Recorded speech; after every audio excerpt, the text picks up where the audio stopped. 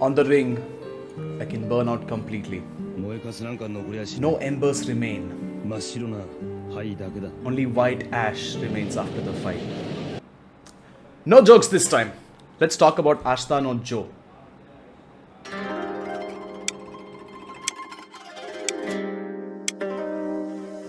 Hey guys, welcome back to Minute 101, the show where we talk about a series and tell you whether you should watch it or read it or just plain avoid it.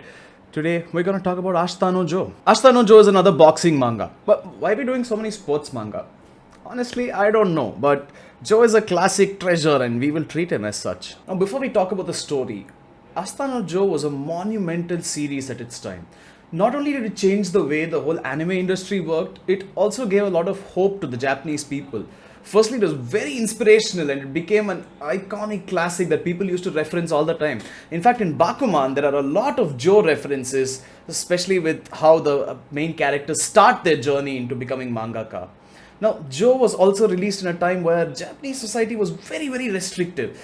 It still kind of is, but a lot of people found it very freeing and gave them a new perspective on society, and it helped them break out of the mold that was set for them in Japan. The series also talks about the difference between the rich and the poor in Japan, then the eternal search for freedom and happiness that everyone goes through, especially when others are judging you for your every move in a country like Japan or India. Well, now for the story. Ashita no Joe is a story about a young orphan who jumps from place to place, who refuses to stay in orphanages and is looking for his happiness or his place of happiness, and his trainer eventually calls it tomorrow. Now, Joe walks into a park and stumbles upon a drunk man lying down there, and this obviously angers the drunk man, and he jumps up ready to fight Joe. And Joe, being a very angry ruffian type of person, knocks him out in one straight punch. And the drunkard, instead of actually just getting knocked out and passing out, actually gets surprised. And he's like, wow, oh my god, Joe, you have a lot of potential. I used to be a boxer. Let me train you. You need to get into boxing. And Joe assumes that this is just the rambling of a drunk man and refuses to listen to him. And eventually this causes a scene. Joe gets caught for fraud. He's thrown into a prison. And this man, oh, by the way, did we mention his name? I don't think we mentioned his name. His name is Danpei.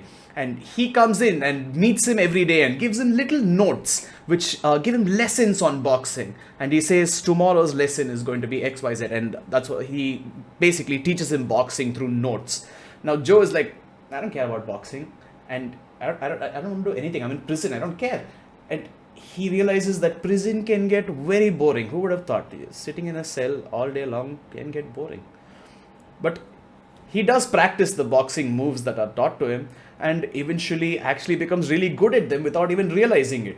He only realizes it when a hooligan boss called Nishi, who has his own gang in this little prison, comes to fight him and he just knocks him out. Joe is actually a boxer at this point. Now, Nishi actually becomes his friend and becomes a good supporter of Joe and even becomes his trainer at one point. But that's getting too far ahead in the story.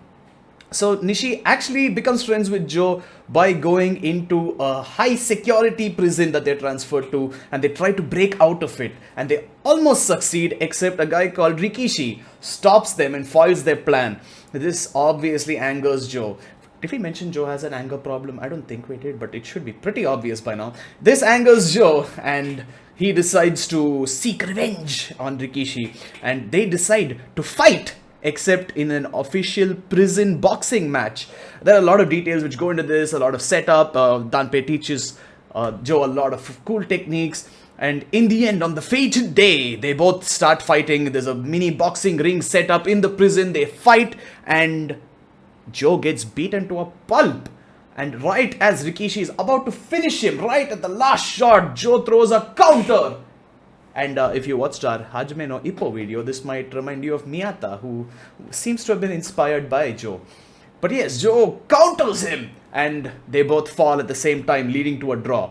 Now, these two are prideful boxers. They do not accept this result of a draw, and they want a rematch. Except Rikishi is a very well-behaved man and he stopped two people from escaping the prison. So he gets a reduced sentence time and he is about to leave the prison. And Rikishi goes over to Joe and says, hey Joe, hey, we still need to fight, so we shall fight on the professional ring as professional boxers, and leaves the prison, leaving Joe to, kind of being sad that he's still stuck in prison while his rival just got out scot-free.